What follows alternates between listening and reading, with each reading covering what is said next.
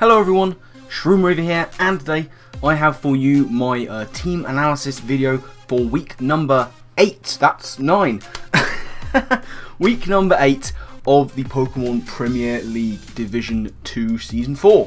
Yes indeed. Now last week we managed to get our second win, just about, in sort of dubious circumstances with a timer victory.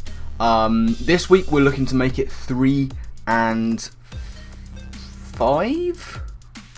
Yes, that's what I'm hoping to do. Looking to make it 3 and 5. We are going to be going up against one of the other 2 and 5 ranked teams. That is going to be LivWurmple FC. Now, I was looking forward to this one because it was going to be against my man Ritchie. He's had to step back, as you probably know, and it's been taken over by another very good friend of mine and a good friend of the PPL in general. That is, of course, you already know, it's Slyroh. He's taken over the team. Now, what I probably should have done was got up the team that he can use. So let's do that really quickly now, just to make sure, you know, there it is. Got it on screen, we're very professional here. So, the team he can select from is going to be Tapu Bulu, Slowbro, Empoleon, Goodra, Gliscor, Rotom Heat, Tornadus Therian, Mismagius and Skuntank. He's got 2 Z-move users, Goodra and Tornadus T. When he took over the team, he dropped his Super Z-move user, Manaphy, because Slyroh, he's got his own way of doing things. He also had a Registeel, and he quote upgraded to Empoleon. He's got his own way of doing things. But yes, that is Slyroh's team that he can select from. So without further ado, let's get into the mons I'm going to be bringing to deal with Slyroh. And first up, we have Barrett the Terrakion. I haven't used him all that much this season, and this is an interesting set. We've got the Buginium Z on there with X Scissor, Swords Dance, Stone Edge and Close Combat, 20 HP, Max Attack, 236 Speed Jolly. What that's doing is allowing us to outpace the Mismagius. It basically allows us to outpace everything that isn't Scarfed or Taunty.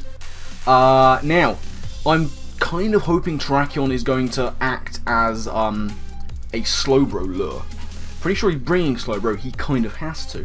I'm hoping it'll act as a Slowbro lure, and if I can lure in the Slowbro on the Terrakion as I go for a Swords Dance, that Savage Spin Out X Scissor at +2 will kill it, even if it's fully physically defensive. And that will pave the way for like other things to do work later.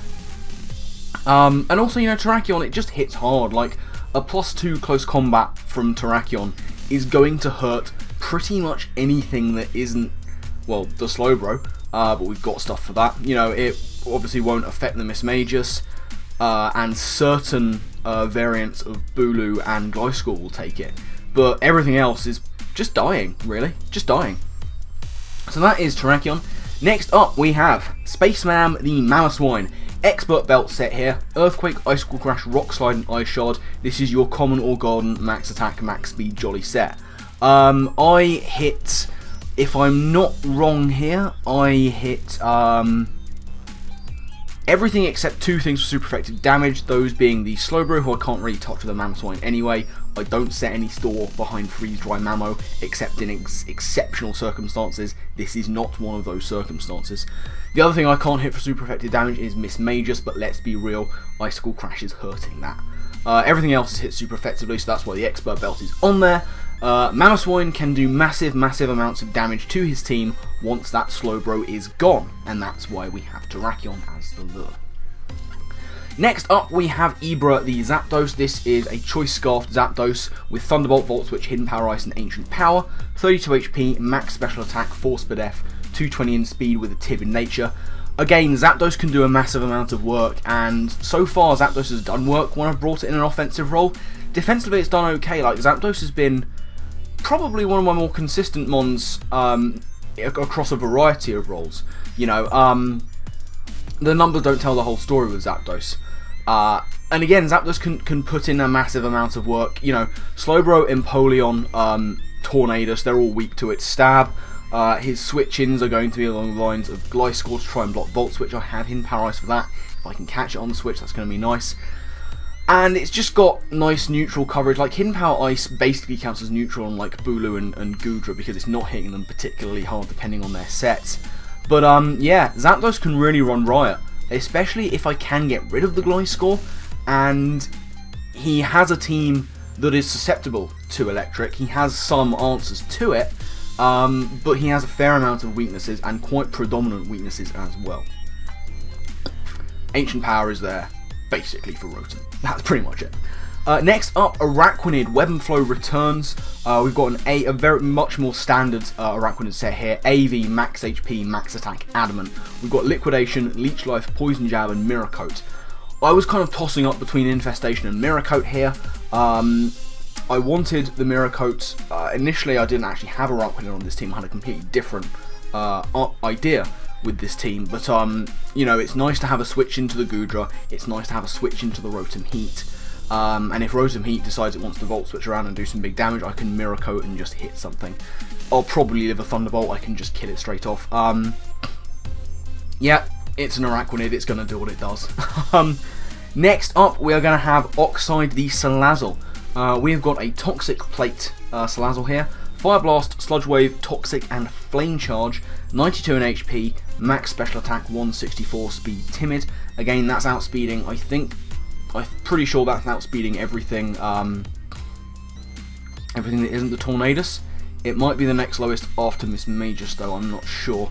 But Flame Charge is going to be nice, you know, just to sort of get around the Scarfer issue.